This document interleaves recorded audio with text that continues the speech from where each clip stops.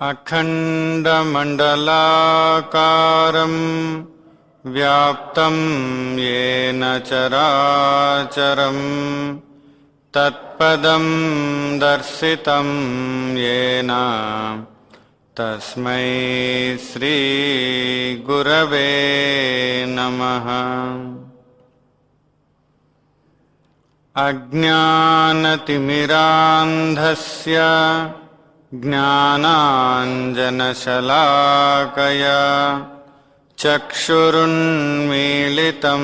येन तस्मै श्रीगुरवे नमः।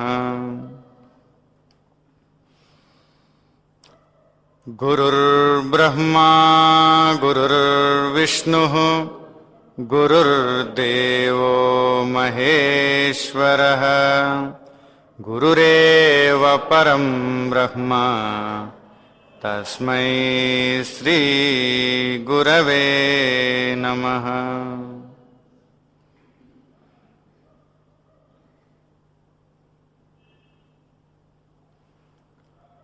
हरिः ओम्।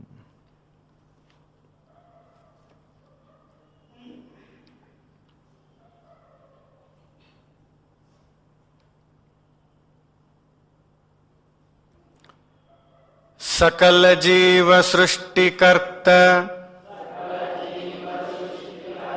Mahanarayan Mahanarayan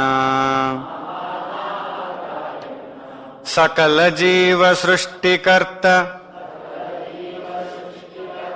Mahanarayan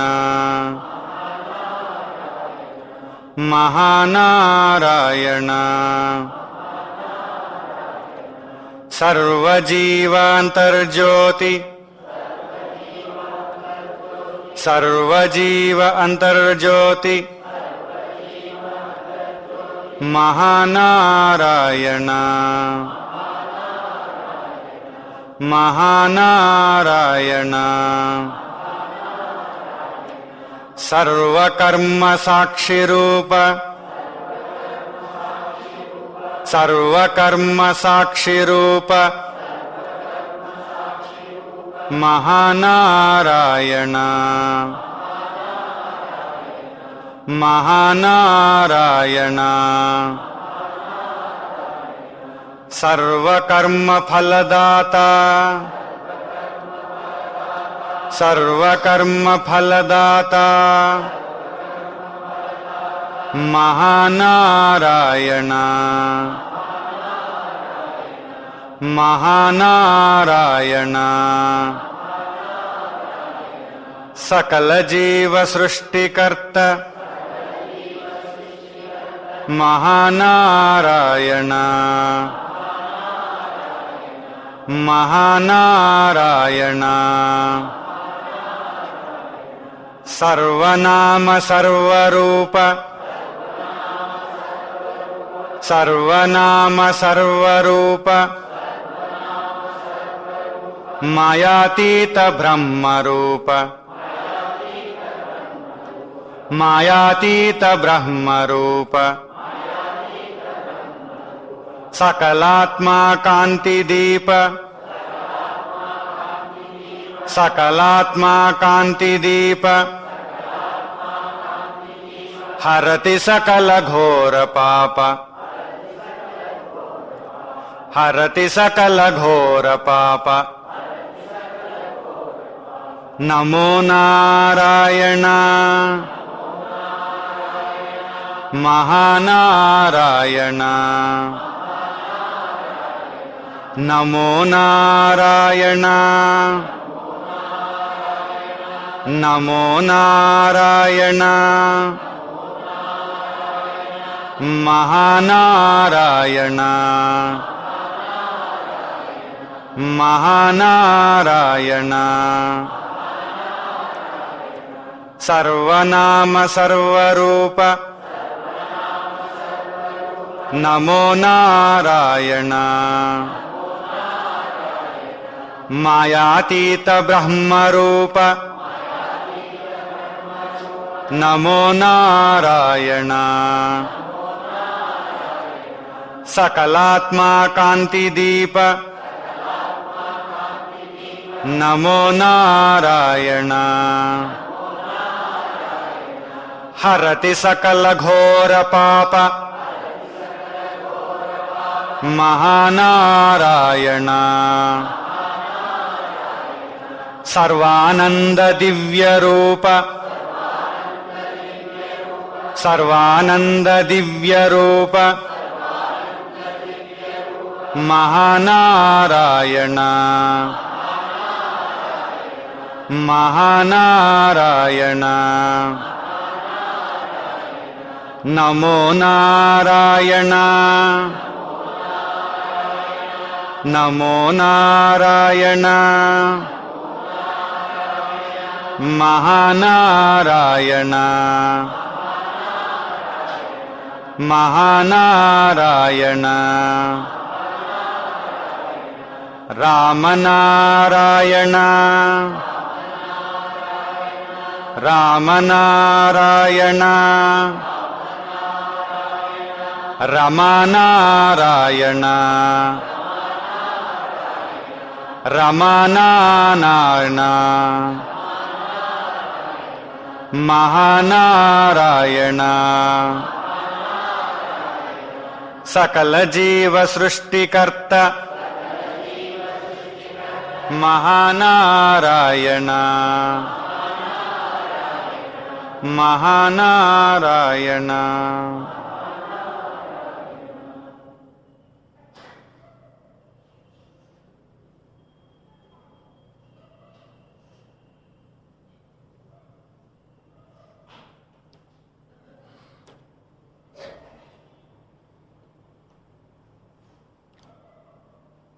Flexibility is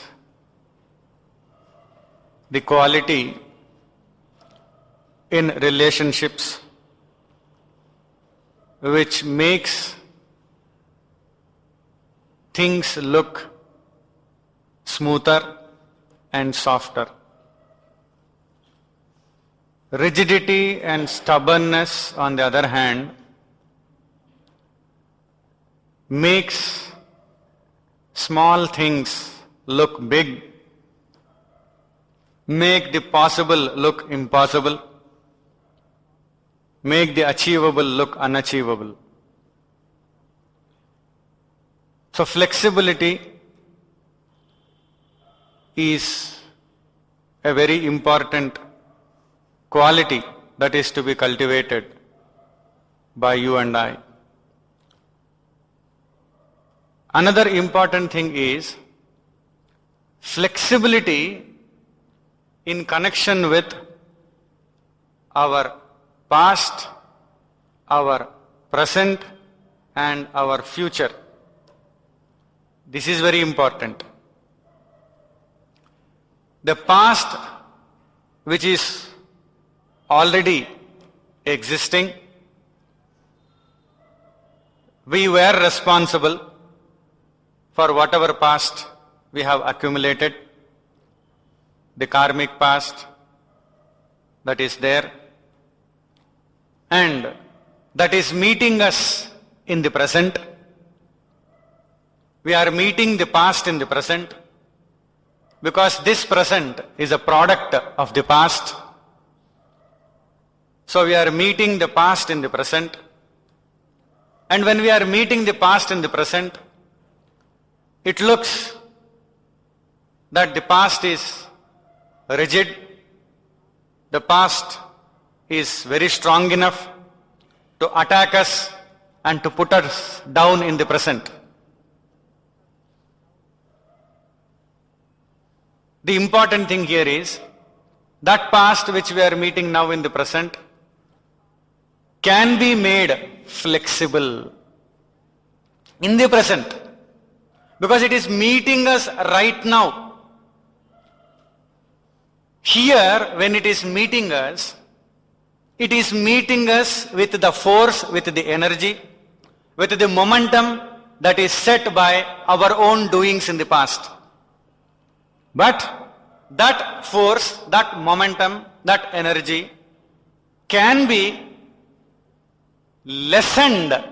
The force, the intensity can be lessened. That is called as making it flexible. It can be lessened by our sincere efforts in the present. So the past can be made flexible to a reasonable extent. It cannot be made extinct, but it can be made flexible reasonably. But our efforts are important. And the present is of course flexible, it is available,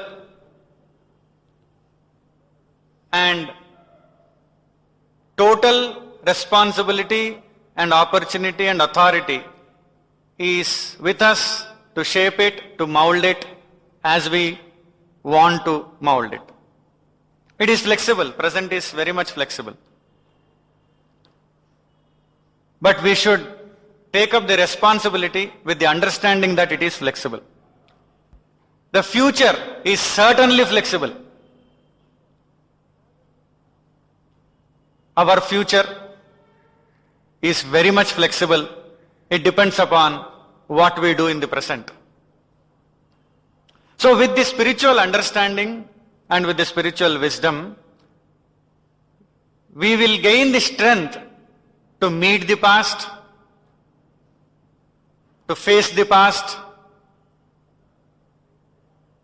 and to act intelligently in the present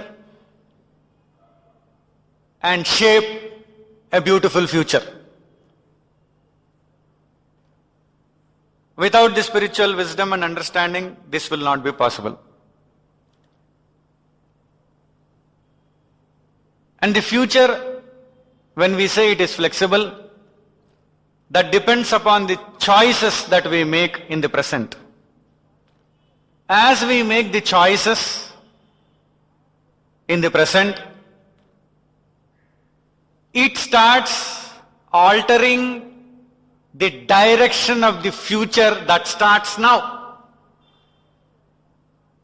Our choice is very important because it alters the future that begins now.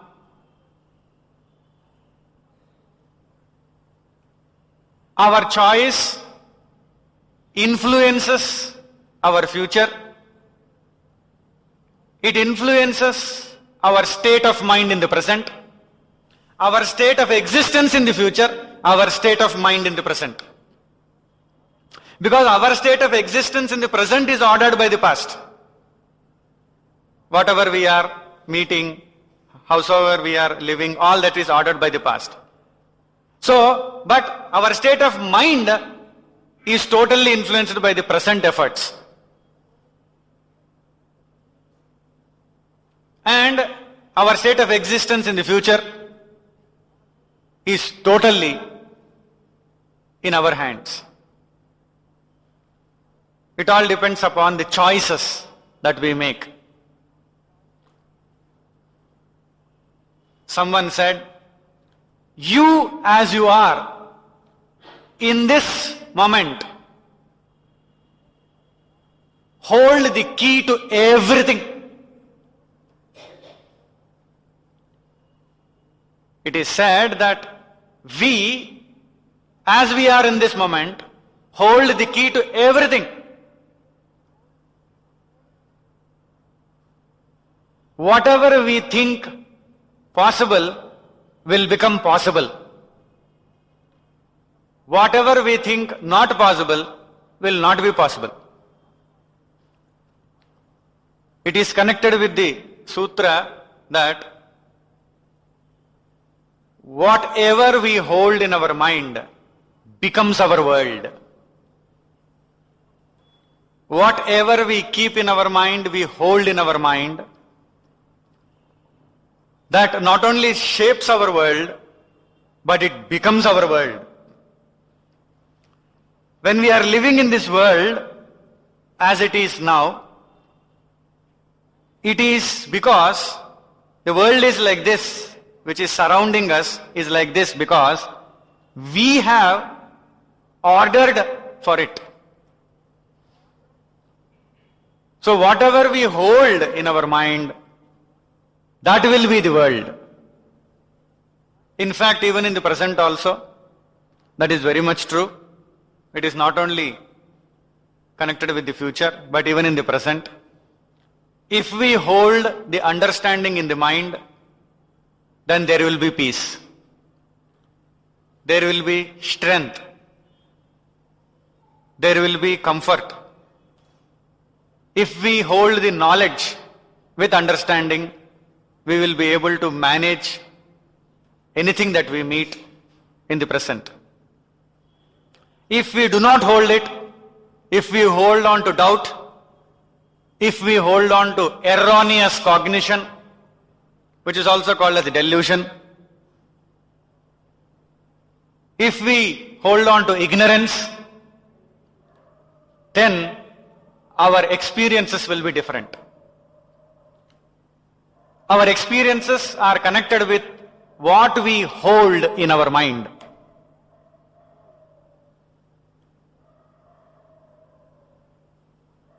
Once this is clear, then we need not say that someone else and something else is responsible for the experiences that I am facing now, I am undergoing now. If I want this experience in the present to be peaceful and comfortable, I have to hold on to such values, such thoughts, with knowledge and understanding in my mind.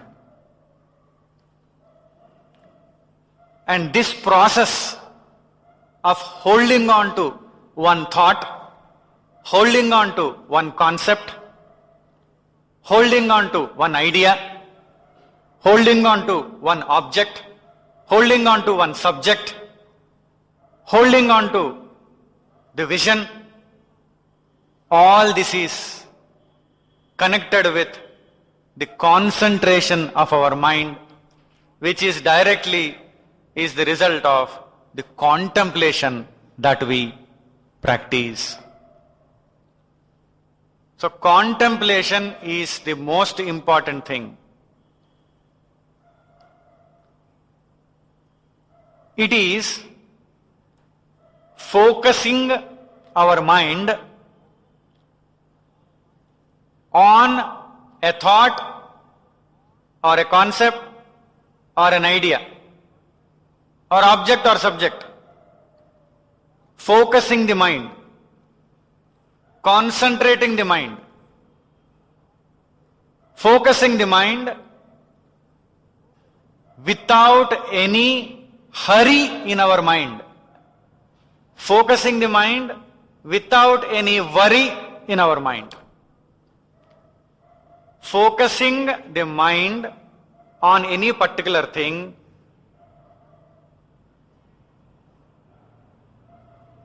without hurry and worry,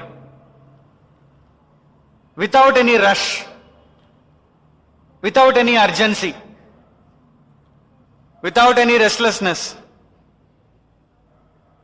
without any eagerness to see the outcome, to see the result. Just focusing the mind on the thought, on the concept, on the idea, on even an object.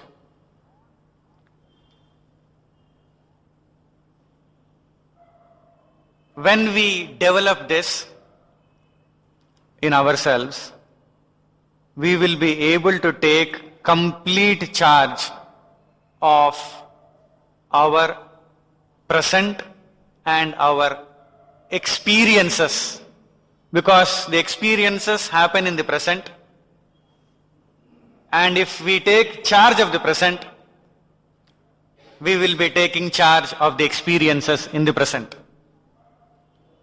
When we take charge of the experiences in the present,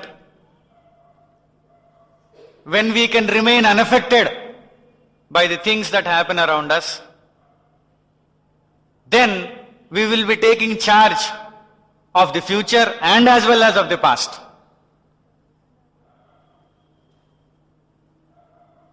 The greatest achievement that we can gain in our life is dictating and deciding the terms of our experience. If we are able to do that, then we can say that we are in true freedom. Contemplation gives us freedom. Contemplation gives us understanding. Contemplation gives us the space, the room to observe the contents of our mind. It also gives opportunity to us to change the thoughts, to change the emotions which are troublesome to us. The process is very clear. Not only that, contemplation makes us more creative in our life. Because when we contemplate upon a thought or a concept or an idea, it increases the insight.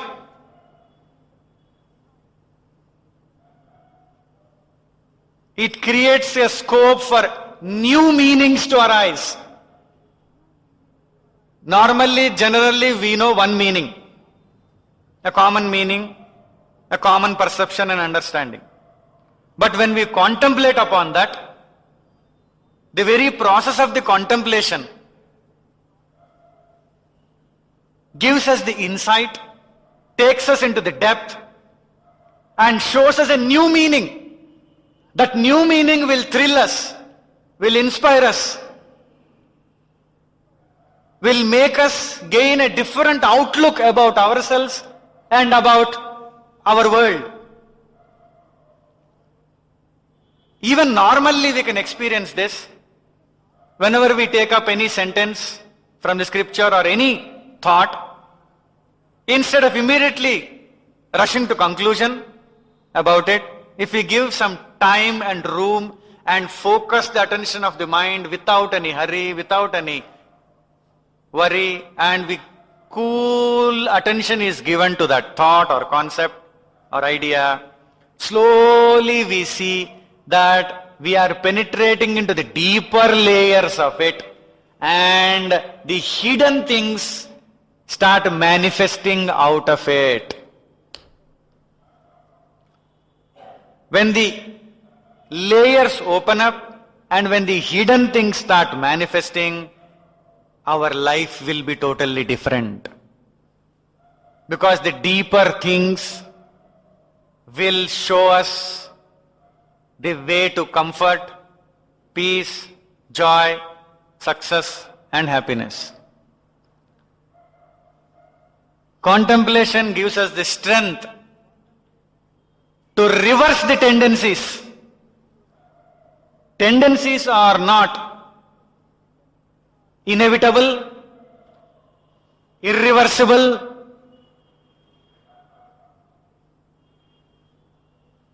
Tendencies can be reversed.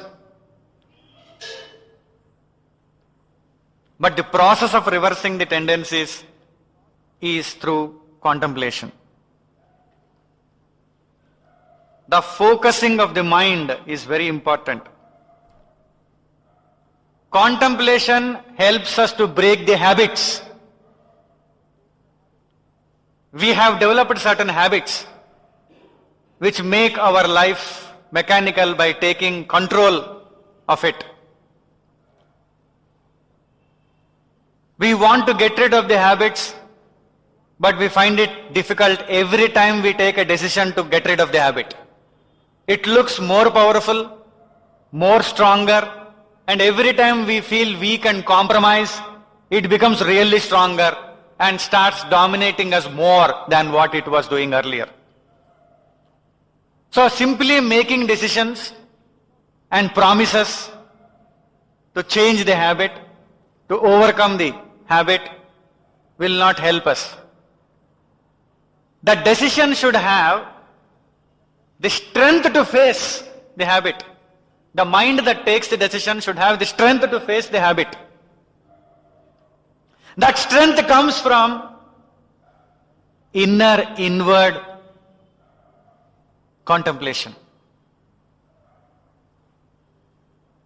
Who will give us the strength? We have to get it from within ourselves. It is available inside. Habits are irresistible, but we should understand that they can be resisted. Whatever might be the habit which is causing uneasiness and disturbance in our relationships, it can be corrected. It can be resisted. It can be reversed. But we have to take up the contemplation. Each one of us has the ability to choose under any circumstance, any experience, and any type of environment.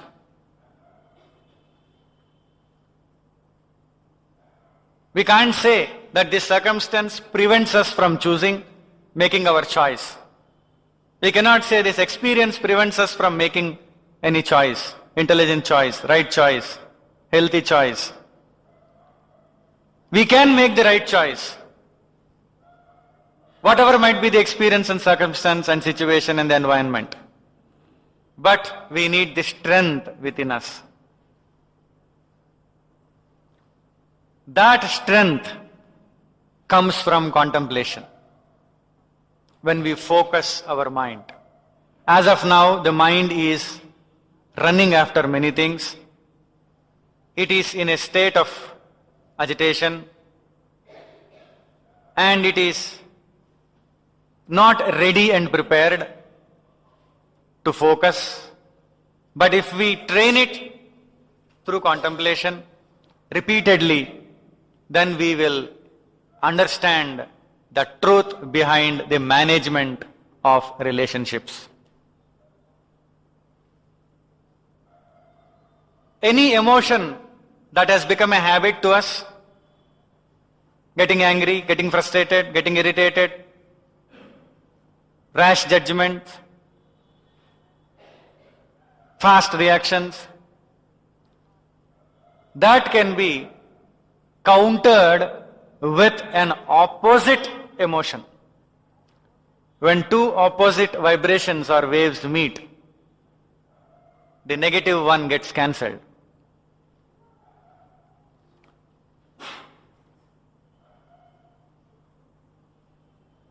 Everything in this world, in this creation, is a vibration.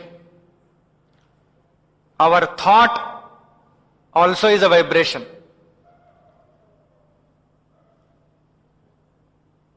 The emotions that we entertain, the thoughts that we have,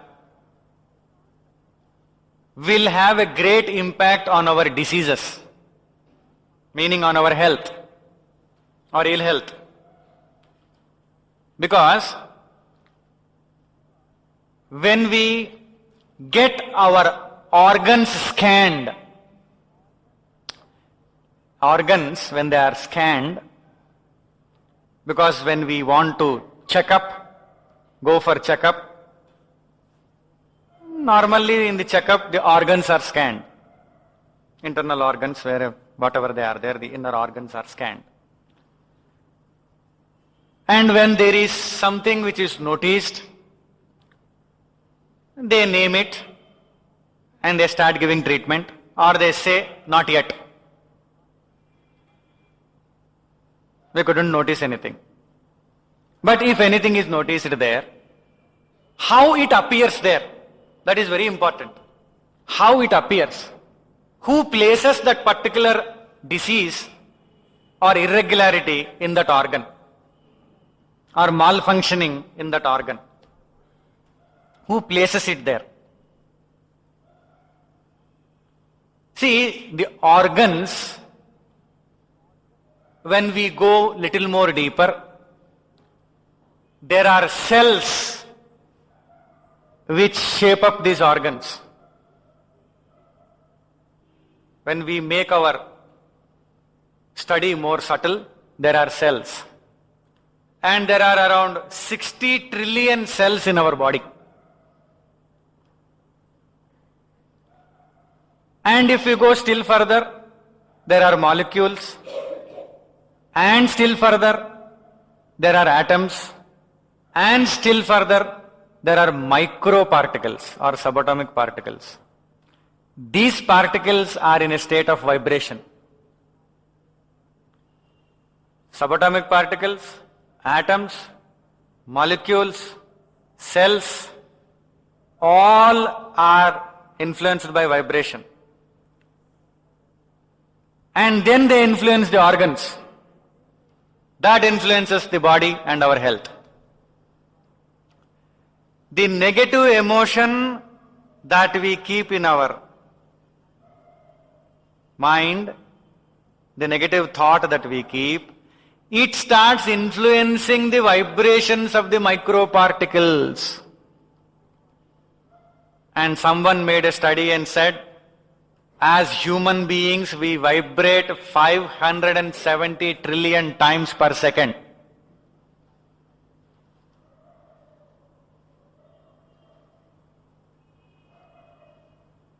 We do not know. We think we are sitting stable, comfortable on a chair. But in the micro level, we are vibrating 570 trillion times per second. And then somebody comes and says, be at peace. Be steady. What steady? What be at peace? We are vibrating like that, in that level, micro level. So those vibrations are influenced by the thoughts and the emotions. So if we maintain healthy stream of thoughts, it will really help us. The cells will be influenced, the molecules will be influenced, the atoms will be influenced, the subatomic particles will be influenced. Of course, the organs will be influenced. So contemplation will give us the freedom to set right vibrations in our mind, which will influence the vibrations at the micro level and finally at the level of the organs. So every single emotion will set its own vibration, effect of its own vibration from that level. So prolonged exposure to such negative traits will create ill health from the microparticles onwards, up to organs, and finally through the body. It is expressed as disease. So if we treat something only here, temporarily suppress it,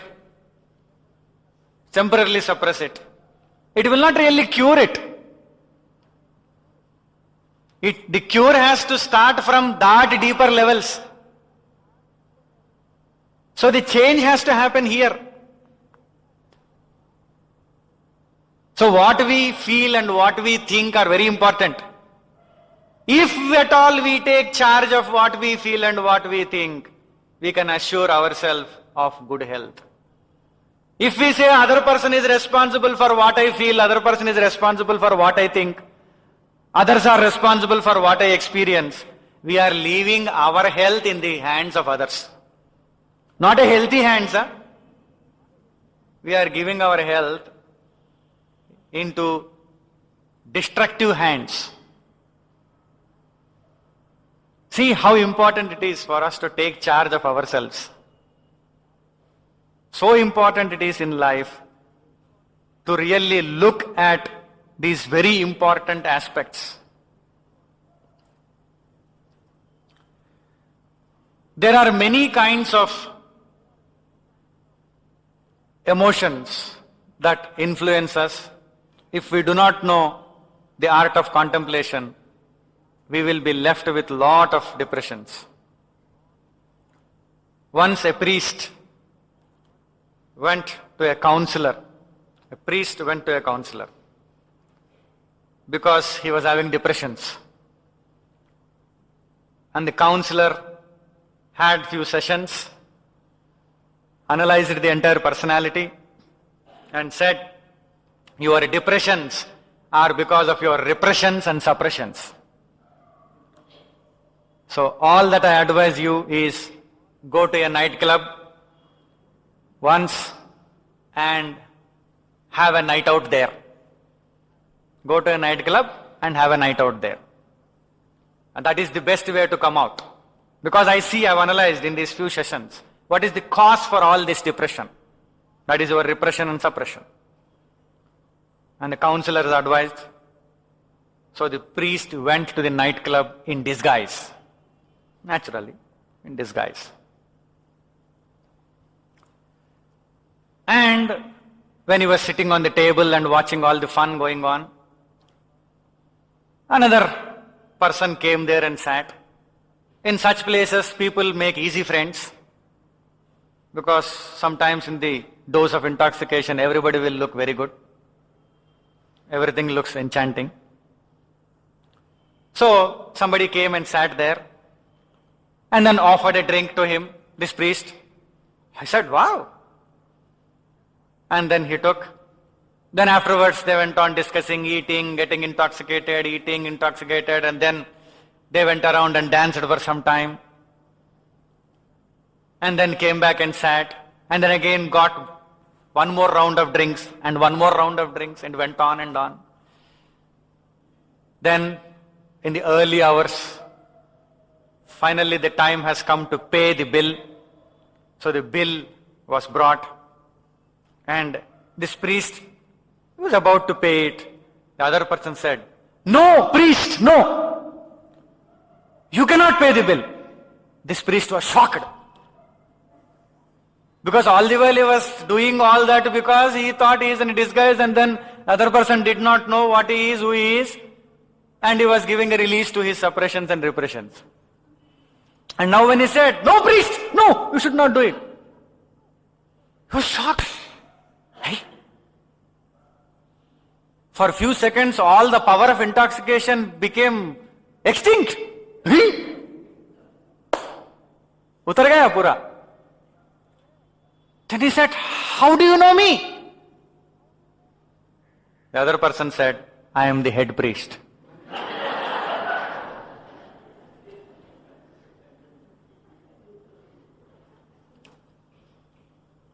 That is why you are a junior, you should not pay. I think probably we went to the same counselor, he said. Then they discovered that same counselor. If we do not know how to handle our emotions and thoughts, we will end up like that. Somebody else starts handling our thoughts and emotions. What advices they give, we do not know. What intentions they have, we do not know. Like one counselor, when he was approached by a very sincere husband, the husband had a problem with the wife. So he went and told the counselor, I have a problem with my wife. What? He asked. My wife is unfaithful. She is unfaithful to me. What should I do? He asked. The counselor said, leave her to me. With what intention he said, we don't know. But he said, leave her to me. Probably he might have said, then I will correct her, or probably he said, I will also take the advantage, whatever it is. So, when we go to people for help, because we can't help ourselves, and we think somebody will help us. We need somebody who has really managed himself and mastered himself to help us. Not the one who is experimenting with us, or who is trying with us. Someone said, the greatest cause for divorce I have discovered. The greatest cause for divorce I have discovered. Divorce. The greatest cause for divorce. What is it? Marriage.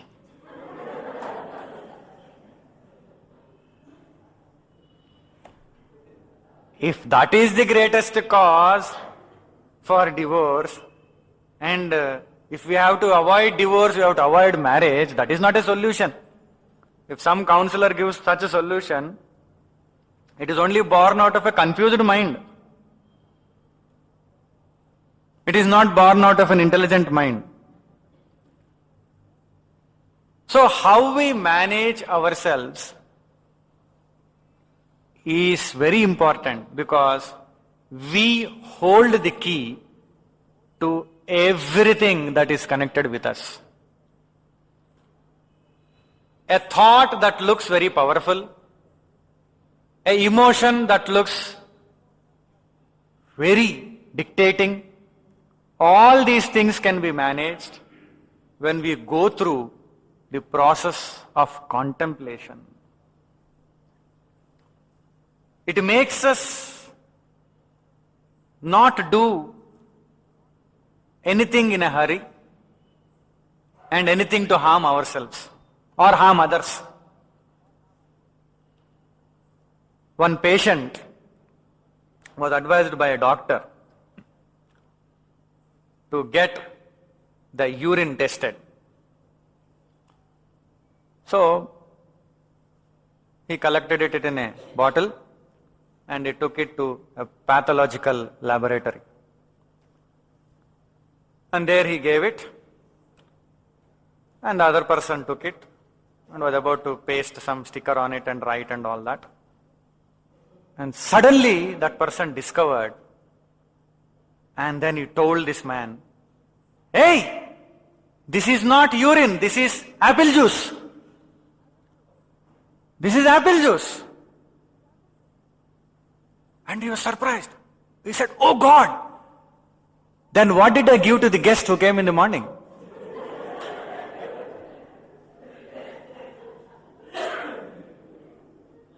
Because he used to have that small apple juice bottles.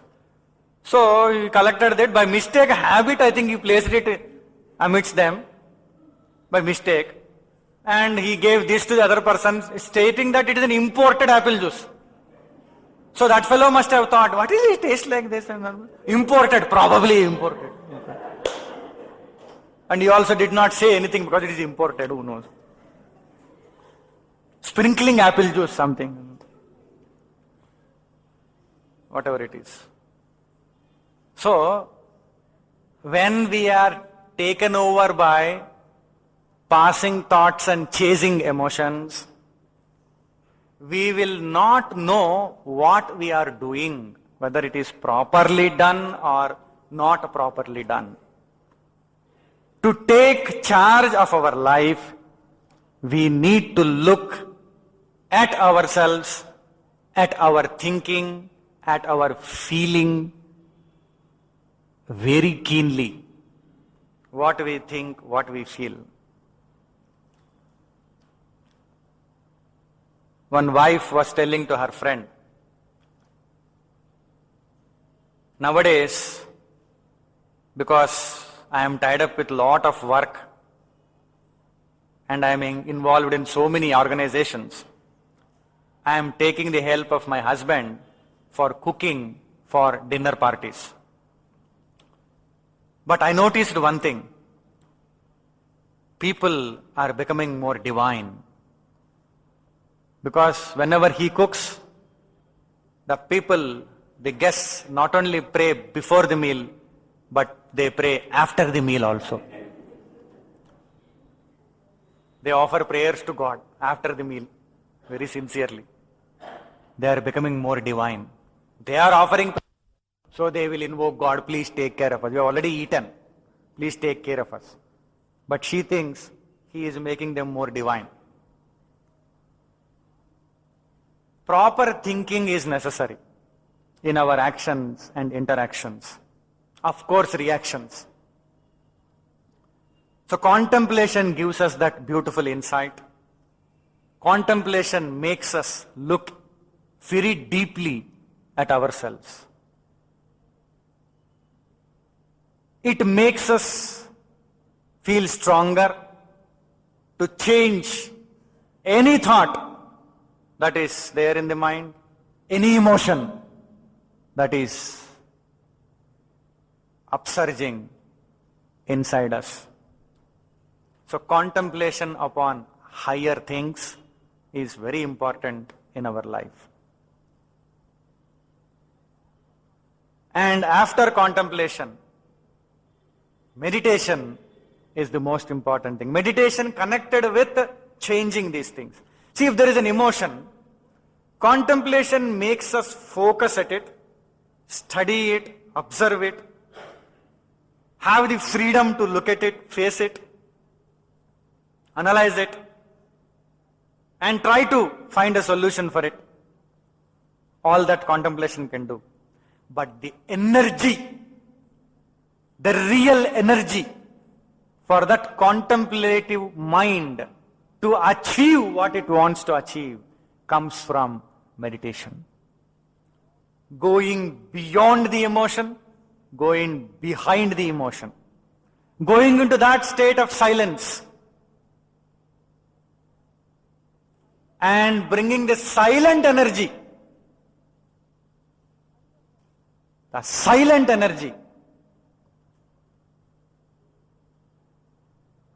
and conjoining it with contemplative mind, success is sure to come.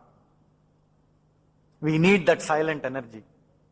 In creation, things look so small and simple, but they are very dynamic. I heard from someone that when the ultrasound waves are passed through the water and by some process, a bubble which gets created there, a small, very, very, very small bubble, and if it is burst, that will have a temperature or heat of 5,000 degrees centigrade, probably equal to 100 atmospheres. That pressure, that heat, 5,000 degrees centigrade. So things might look very small and simple. What is there in it?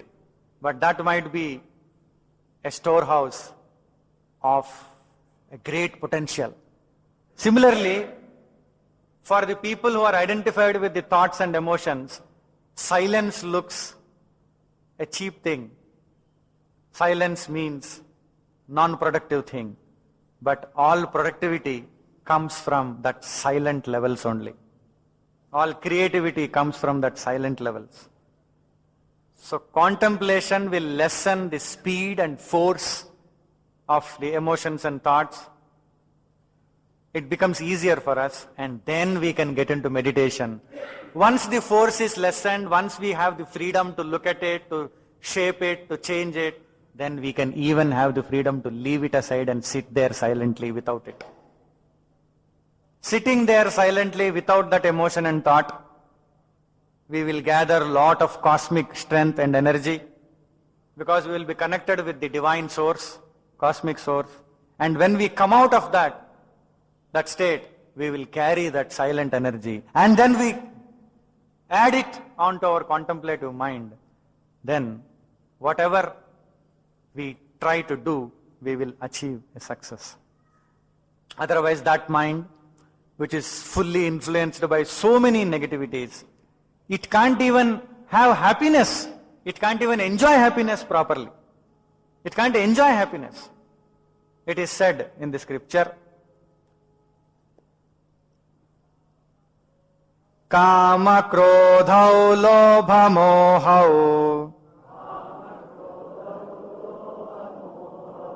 Vishadersya bhayadayaha Ye santyetairgrasta chitte Bhoginah kim sukham bhavet. The bhoginaha, the experiencer, what happiness will be there for that experiencer? We say, I experienced this, I experienced that. That experiencer who is there, what happiness will be there for that experiencer whose mind is enveloped by the defects? What are these defects? Kama, desire, krodha, anger, lobha, greed, moha, delusion, vishada, grief, irsha, jealousy, bhaya, fear. If the mind is engulfed or enveloped by these defects, a person who has fear, how can we say that he is really happy? There is no real happiness there. At that particular time, fear is not there, so one thinks that very happy. When there is anger, when there is jealousy, which is constantly giving lot of disturbances and agitations inside, creating unhealthy vibrations inside, the greed that is there, the delusion that is there,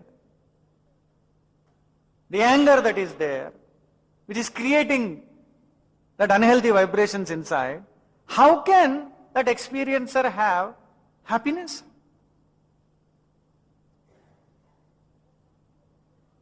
There can't be any real happiness. That happiness might be a temporary from some pleasure with the objects. But very soon it will be covered by these things. Because these things will take over, because these defects are there.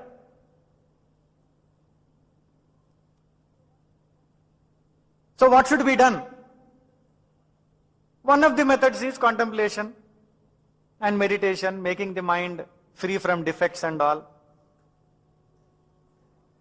It's a process that we have to undergo, practice. Very much necessary for us, and it is very effective.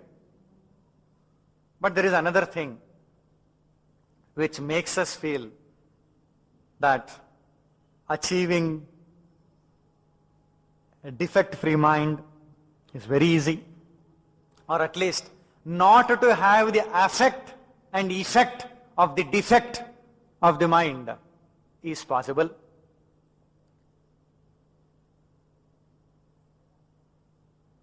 Vedanta makes it look very simple. If you practice it, it is simple. See, the powerful and beautiful understanding that Vedanta gives is, defects are there in the mind. You are not defective. Defects are there in the mind. You are not defective.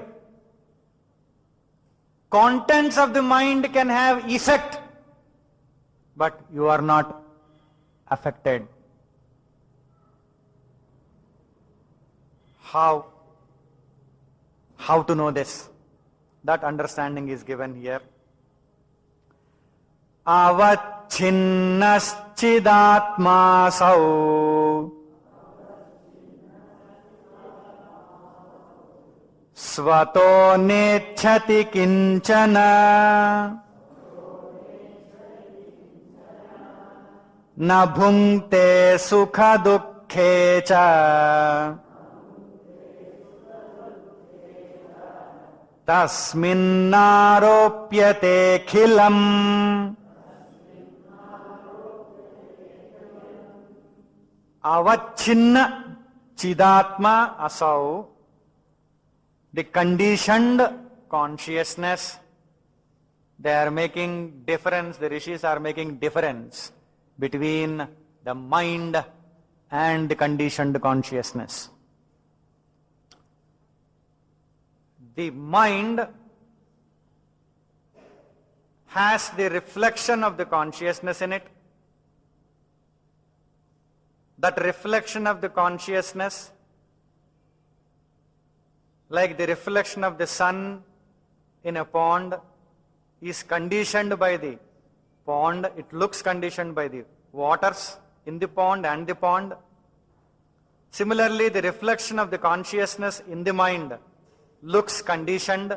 That is why it is called as conditioned consciousness, because it is a reflection of consciousness in the mind. So, this reflection of consciousness in the mind, which is activating the mind, which is enlivening the mind, which is bringing the mind into life, which is making the mind function, which is the fuel behind the mind, which is the energy behind the mind, which is the support to the mind, which keeps the mind alive, which makes the mind come alive. That conditioned consciousness, reflection of consciousness, na icchati kinchana, swataha na icchati kinchana, by itself it never desires anything. That never desires anything. That reflection of consciousness which makes the mind alive, makes the mind conscious, makes the mind know things, do things. Without that, mind will be without life. Mind will be dead. Mind will be lifeless. Mind cannot do anything. Mind will not be able to function and help us in any function or make us attend any function. So that conditioned consciousness doesn't desire anything by itself. It doesn't desire anything. Swataha na icchati kinchana. Na bhunkte sukha dukkhe cha. Nor does it experience any happiness or misery of its own accord. The conditioned consciousness does not experience any misery. It does not experience any happiness. Because the conditioned consciousness is the illuminator, is the light that lights up the mind. The mind will go and then start studying the world, knowing the world, understanding the world, experiencing the world, acting in the world. Only because of the light that is there in it. It is lighted up by the conditioned consciousness.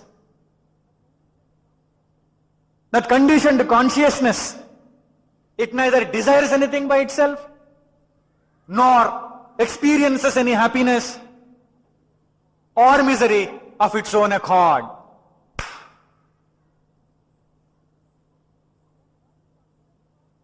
Then why it appears to us that there is the experience of happiness, there is the experience of misery, there is the desire. It is desiring something, the conditioned consciousness. That conditioned consciousness enlivens the ego, which says, I. It is the conditioned consciousness which gives strength to the ego to wake up and know, hum hai.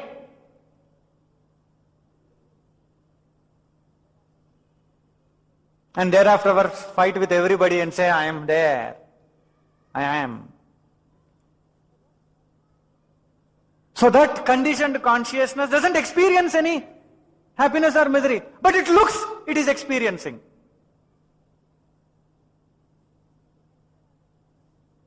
When I say I am experiencing misery, I am experiencing happiness, I am desiring things, that I am has to be understood. That I am is not conditioned consciousness. But it looks, everything is happening with it. It is desiring, it is experiencing happiness, it is experiencing misery. Because it is said, Tasmin aropyate akhilam. Everything is superimposed upon the conditioned consciousness. That is why I say, I am in misery, I am in happiness, I am having all these desires. What a beautiful method to understand. When I say I am in misery, Anubhuti Prakasha, Maitrayaniya Shakha Vivaranam says, the Maitrayaniya Shakha Vivaranam, that chapter in Anubhuti Prakasha, Swami Vidyaranya says, try to understand this thing. Do you have misery? Do you experience misery?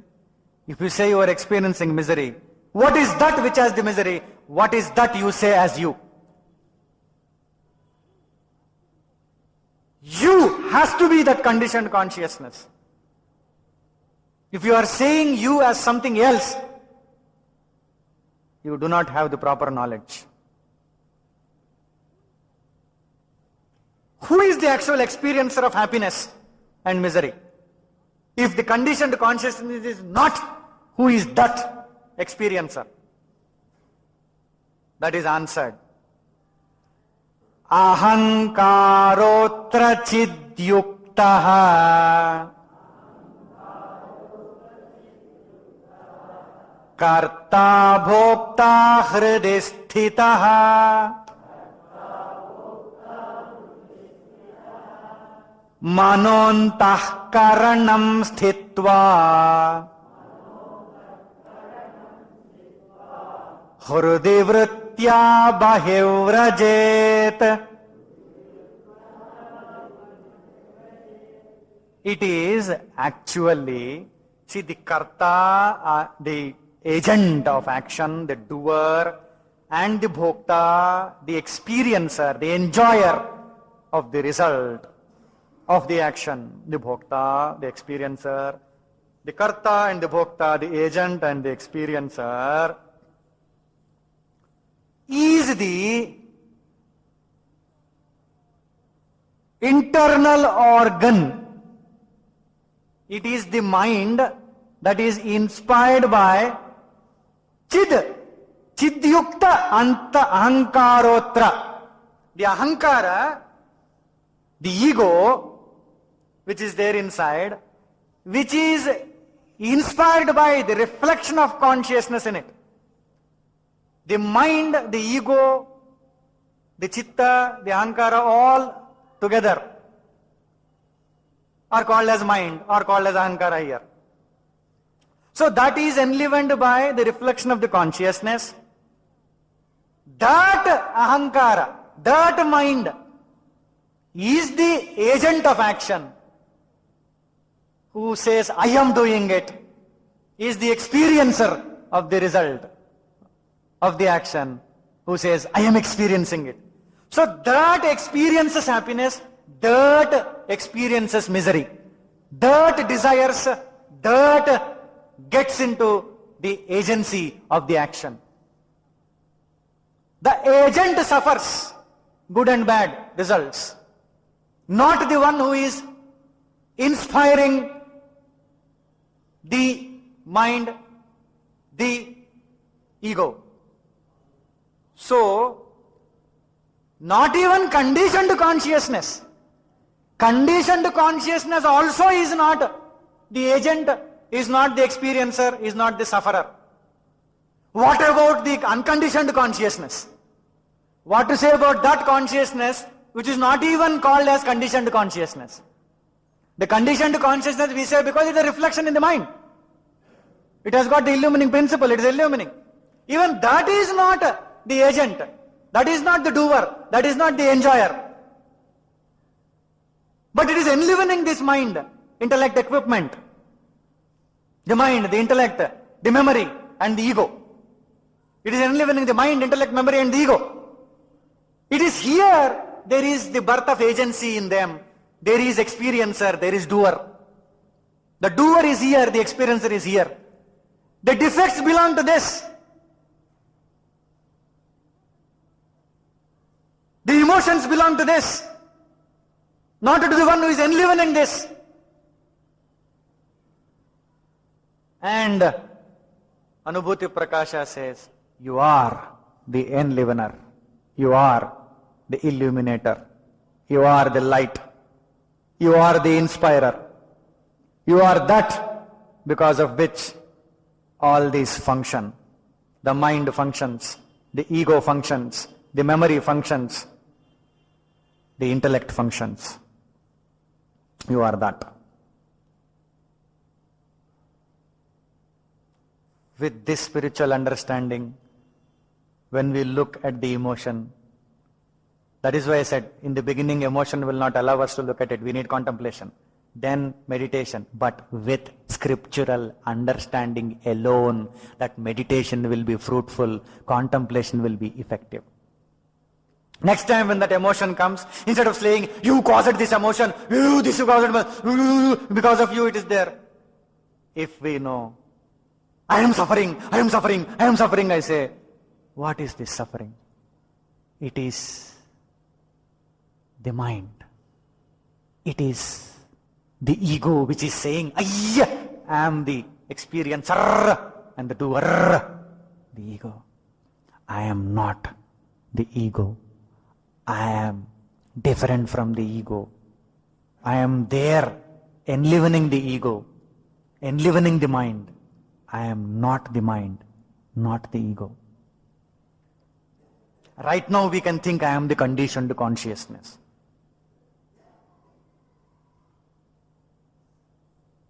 If this is understood, we can meet any emotion, we can meet any thought, any tendency, any habit, anything can be reversed, anything can be changed.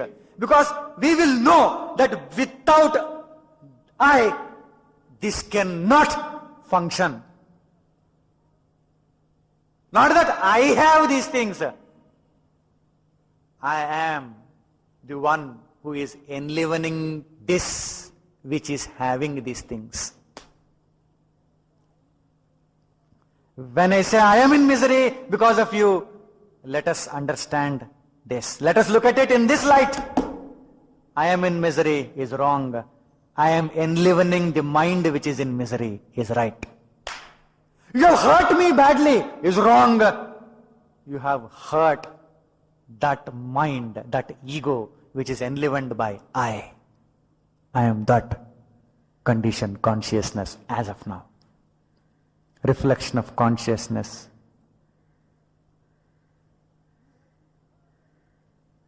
You have disturbed me. You disturbed the mind. And I am the enlivener of that mind. I illumine the mind. Anger, hatred, violence, jealousy, greediness, blaming, hurting, injuring, lying, all this belongs to mind. None of these things can touch I, who is the light of reflection of consciousness. If this is understood, now what they will tell us is very clearly assimilated. Avyagro nispruhastushnim udasina ivasthitaha swastho viksheparahityad ityatmanam prapashyata clearly it is said, realize that this self, that is you, that is Atma, that is consciousness, realize that it is unattached. Not that we have to pull it out of that attachment. It is unattached. We have to know it. Know that this self is unattached. It is free from desire. Not that it has to be freed from desire. It is free from desire. And it always remains as a witness to the things that are happening in the intellect, in the mind, in the ego, in the memory. It always remains as a witness. By being a non-agent, without any kartrutva, and it remains in its own nature, without ever getting influenced by any change. Please see now, the conditioned consciousness, at least at that level, it is unattached from the mind, it is unattached, so the desires are in the mind, so it has no desires. Agency is in ahankara, so it has no agency. So it is unattached, it is freed from the desire. And it is other than the mind and intellect equipment. So it remains as a witness to these things. It remains as a witness. Not that I have to become witness. I am the witness. I have to know that I am the witness. Vedanta gives us the knowledge to know what I am. All the confusion in relationships is because I do not know what I am. So I will try to know what I am through others' expressions, emotions, and experiences. What a big mistake I am making. I do not know what I am, so I approach you to tell me what I am. You don't know what you are and you try to tell me what I am. You blame me, you are a fool, you are an idiot, you are stupid, you are this, you are that, and I believe, I suffer. Next time when I say somebody is blaming me, and somebody is telling me I am bad, somebody is telling me that I am cruel, somebody is telling me that I am evil, somebody is hurting me with the words, first understand that person also does not know what he is or she is. The one who knows what he is and she is will not be influenced by mind, intellect, equipment, so there will be no blaming, no criticism. No lying, no cheating, because there is no influence of the mind and intellect equipment. So instead of getting hurt by others' statements, know that they are ignorant, they don't know what they are saying. They know not what they say. If they know not what they say, when a child says something, a small little child, he will say, I am greater than you, and then the child will give one hit to the grandpa and say, I am better than you, a useless guy, grandmother told me, and all that. The grandpa enjoys, he is laughing, enjoying, because he knows that the child knows not what he says. The child knows not what he says. It's fun that the child is saying something. Enjoy. Similarly, the one who knows what one is, the one who knows what I am, that person will look at all these people who are trying to blame, belittle, corner, do all sorts of things and says, they know not what they do. They know not what they say.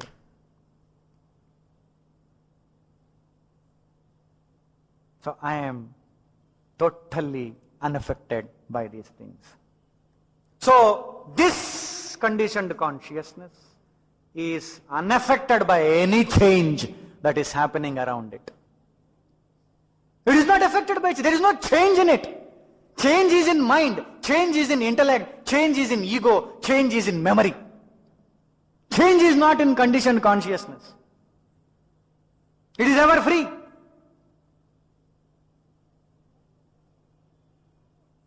It is unaffected. So we say the change in the world is, oh God, why this is changing like that, why that is changing like that, why the people are changing, situations are changing, experiences are changing, relationships are changing. Who is affected by the change? In whom? Who is affected? That is only mind. That is only intellect. That is only ego. That is only the memory. I am not affected. This is the highest knowledge, greatest knowledge that is given by our great divine scriptures. One moment of understanding will make us really see in the light of the understanding of the divine scriptures that this which is experiencer, this which is doer, this which is desirer is different, and I am different. So all limitations, all compulsions belong to this, not I. This is freedom, my dear. This freedom we have to attain in life before we drop the body. This freedom we have to attain. Then we will also know that this also is not I. I am illumining this also, enlivening this also. So when I know that I am not this, where is time limitation for me? When I say I am this, time limitation. When I say I am this, there is fear of death.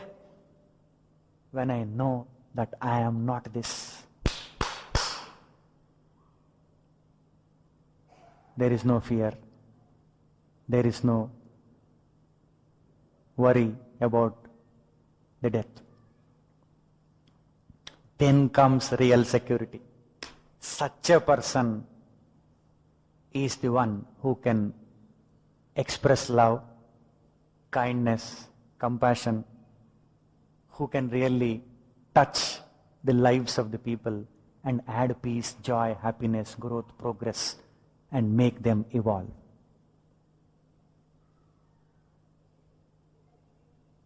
How to achieve this? We have intellectually understood this, how to achieve this. It is said in the same scripture, Sravanam Mananam Dhyanam. I made it look like that because it will register in our mind. Sravanam Mananam Dhyanam Vidyaya Sadhanam Trayam Ajnanam Samshayo Bhrantihi Ityetesham Nivartakam.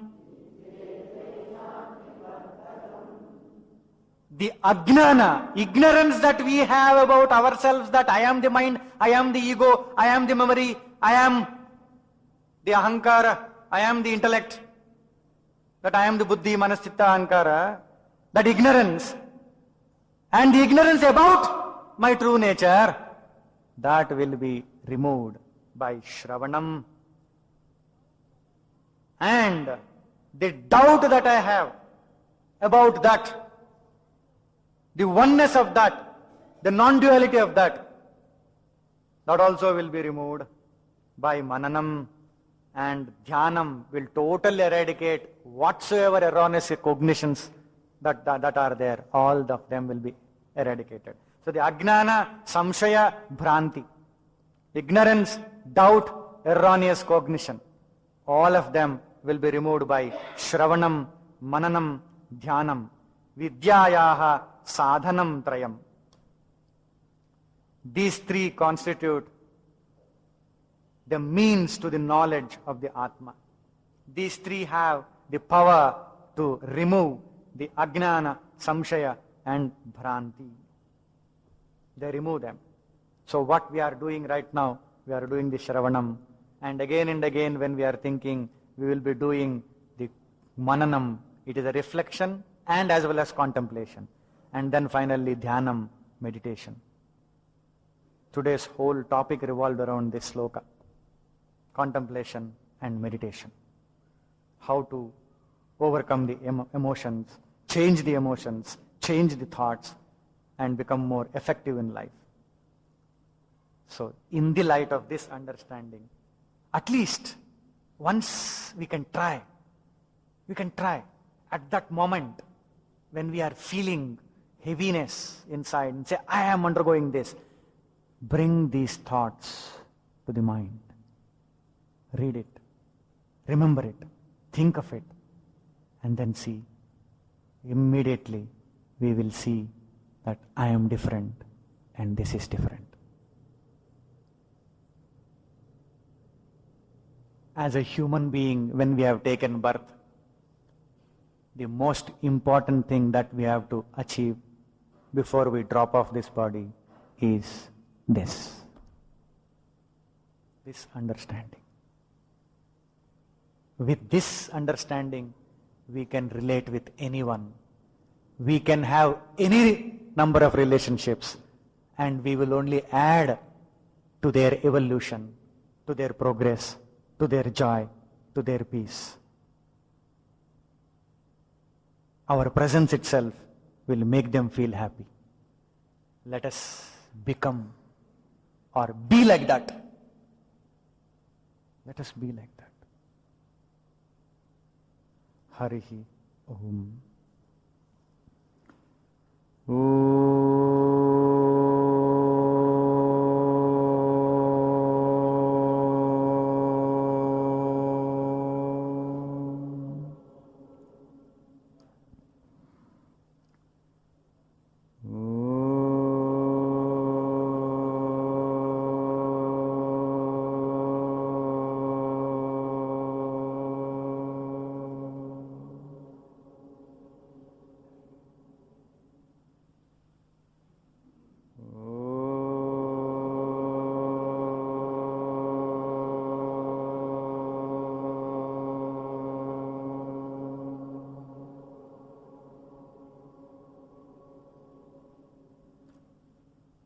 सर्वे भवन्तु सुखिनः, सर्वे सन्तु निरामयाः, सर्वे भद्राणि पश्यन्तु, मा कश्चित् दुःखभाग् भवेत्। ॐ शान्तिः शान्तिः शान्तिः। हरिः ॐ श्रीगुरुभ्यो नमः। हरिः ॐ।